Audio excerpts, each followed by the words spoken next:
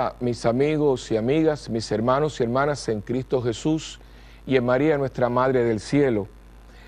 Otra vez Dios me da la oportunidad de estar aquí en este canal, que es una bendición para el mundo entero, porque nos trae la oportunidad de poder compartir nuestra fe, esa fe católica, esa fe que se basa en una tradición bellísima, que viene desde el momento en que Cristo funda su iglesia y le da su Espíritu Santo para que esa iglesia pueda serle fiel y cumple en el tiempo y en la historia su misión, que es anunciarle a todos los hombres la salvación. En esta ocasión, esta nueva serie que vamos a comenzar me llena de mucho regocijo, porque como ustedes más o menos pueden contemplar, estoy rodeado de innumerables personalidades, y uso esa palabra con mucho peso, porque hoy en el mundo pues se habla mucho de las personalidades, de los artistas, de los actores, de personas del gobierno, de la economía, de la ciencia, y no nos damos cuenta que como católicos, como cristianos católicos que somos, tenemos grandes personalidades con nosotros, es decir, somos herederos de una larga tradición de hombres y mujeres que siempre han podido plasmar con sus vidas la presencia de Dios en sus vidas. Estoy hablando de que vamos a comenzar una serie titulada Camino a la Santidad. Y antes de comenzar con la vida de cada uno de ellos y qué es lo que nos legan, qué es lo que nos dan, quisiera pues definir, ¿no? Todo tratado, todo asunto, sobre todo hay que definirlo, los términos. ¿Qué cosa es la santidad? Desgraciadamente muchas veces, no por mala intención o mala enseñanza, sino porque las personas no sabían más. Quizás para nosotros santidad es hacer cosas raras o tener unas experiencias en especial, no sé, muchas cosas que quizás hemos escuchado, que si fulano de tal no tenía que tomar agua, o que si otra persona pues levitaba, o pues si otra persona tenía visiones, que no descontamos que puedan suceder, pero que no son base esencial para una vida de santidad. ¿Qué es la santidad? Primeramente, la santidad es la vocación de la iglesia. Es la llamada de la iglesia a la iglesia. Jesús nos llama a ser perfectos, sinónimo de santidad. Él es el santo. Y cuando uno participa de su presencia, de su vida divina, estamos moviéndonos, estamos, como decía San Pablo, existiendo y siendo en el Señor, en Dios. San Pablo decía aquellos tres famosos verbos: en Dios nos movemos, existimos y somos.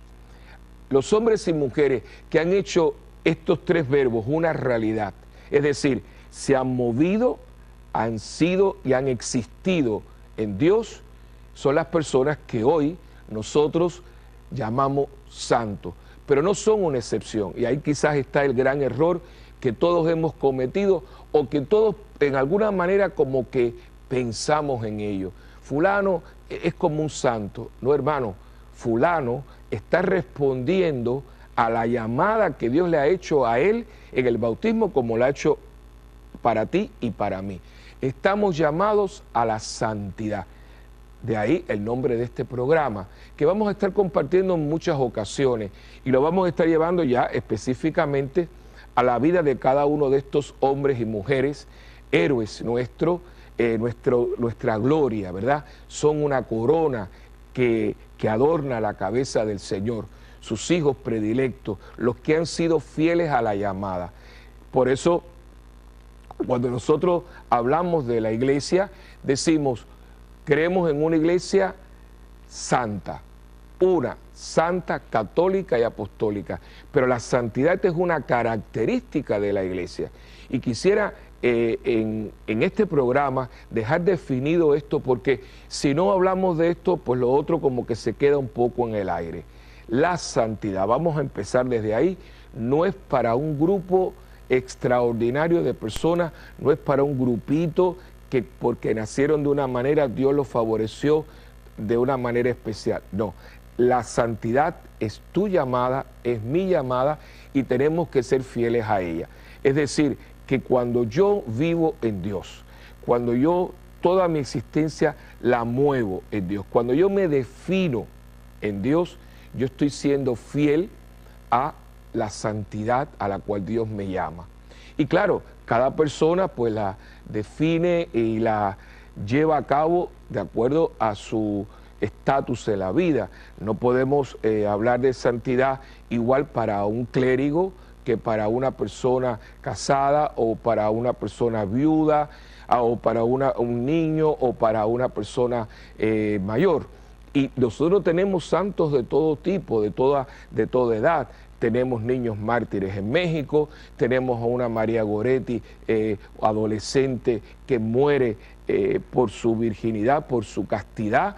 Tenemos unos labradores como Isidro y su esposa María. Es una gama, y especialmente durante el pontificado de Juan Pablo II, de feliz memoria, él hizo mucho hincapié en actualizar esta llamada a la santidad. Es decir, si ustedes se acuerdan, constantemente el Papa Juan Pablo II, no solamente en Roma, sino se propuso canonizar o beatificar en los lugares donde estas personas habían vivido y habían desarrollado toda su vida. Y por eso, pues, por decir, vimos hace unos pocos años en la Basílica de la Guadalupana, en México, Distrito Federal, a la beatificación de Juan Diego y la canonización de Juan Diego. Aquel indiecito, ¿verdad? Que quién iba a decir que un indio sencillo, de muchos escasos recursos, de todo tipo, un día iba a llamarse San Juan Diego.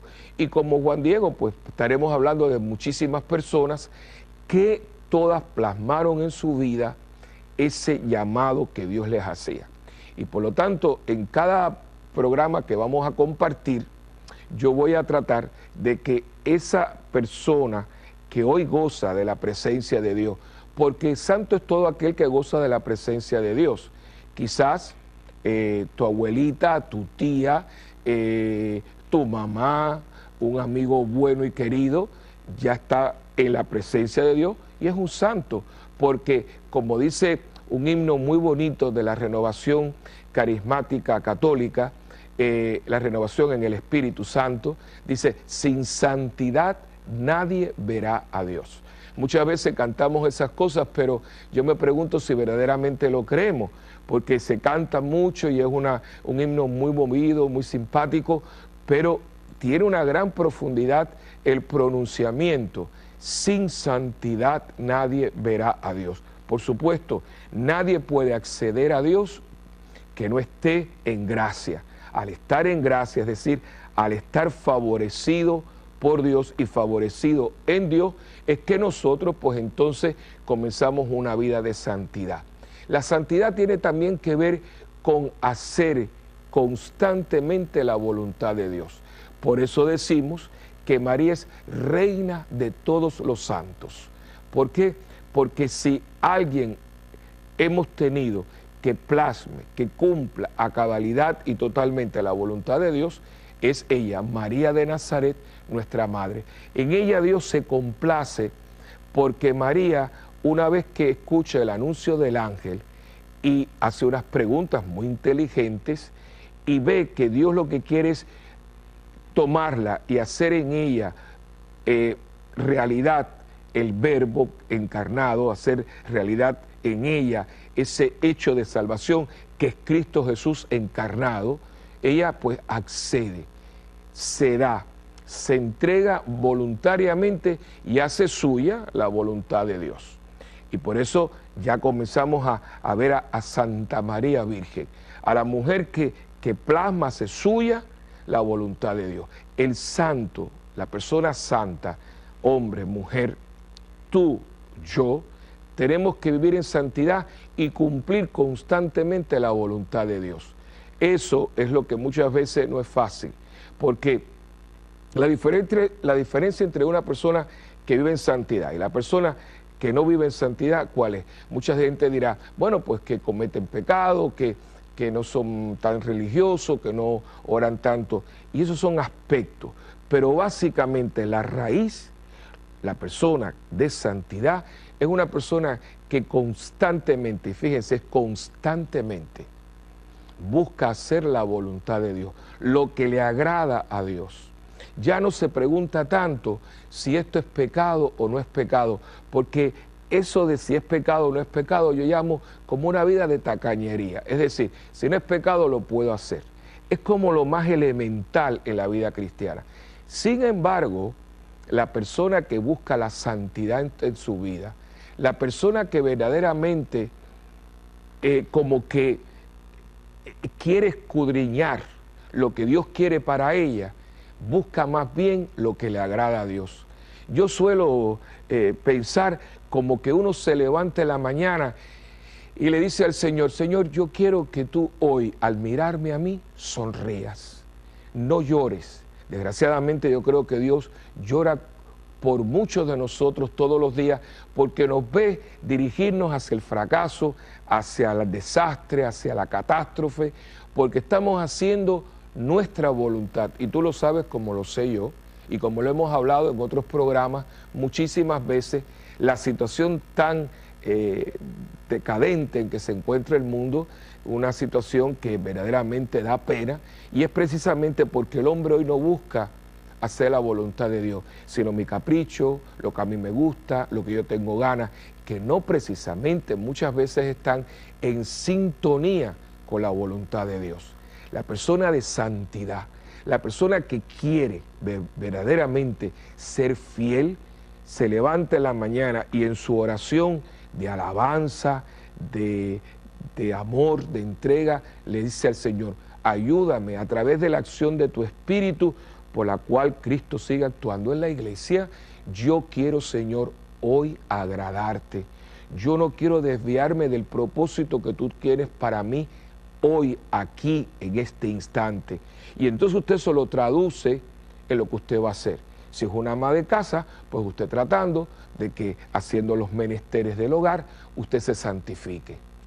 San Ignacio de Loyola, fundador de los padres jesuitas, del cual estaremos hablando en uno de estos programas, decía que, y tenía una frase preciosa, que había que aprender a contemplar a Dios en la acción. La famosa visión de Ignacio de Loyola de la contemplación en la acción, que es una de las reglas básicas de la espiritualidad ignaciana. ¿Qué quiere decir esto? Que si usted no tiene que moverse a una iglesia, a una capilla, a rezar con las manos juntitas o estar con un librito, sino que su vida como médico, como contable, como zapatero, como carpintero, se convierte en la contemplación de Dios, que en cierto modo es la espiritualidad de Nazaret. Nosotros podemos contemplar en el hogar de Nazaret, donde Jesús va a aprender a rezar, a su oficio de carpintero. En ese hogar de Nazaret, no, muchas veces creemos que siempre estaban orando, y eso es totalmente falso y carece de una realidad. Allí pues había que cocinar, había que limpiar, había que buscar agua en el pozo, tenía que San José ganarse el sustento para su familia haciendo mesas y sillas y trabajos de carpintería, y Jesús como un niño normal, jugando con sus amiguitos y, como dice la misma palabra de Dios, sometiéndose a sus padres María y José. Y allí estaba cada uno de ellos haciendo la voluntad de Dios. Hoy tú te tienes que preguntar qué es lo que Dios tiene para ti. Muchas veces, y eso lo vemos, y desgraciadamente es bien triste, que muchas personas como que tienen dos vidas. La vida religiosa, o sea, en la iglesia pues yo estoy muy humilde, trato de ser lo más agradable con mis hermanos de la comunidad y demás. Pero cuando yo salgo de allí es como que si hubieran cambiado la mentalidad y la personalidad y me convierto en otra persona. Y la gente te dice, bueno, es que la calle es otra cosa, el mundo es muy difícil, las cosas no son tan fáciles como aparece. Y ahí está el error. Si yo no puedo traducir mi vida espiritual a mi vida humana, diaria, de trabajo, de estudio, hay un problema. Diríamos en electricidad un cortocircuito.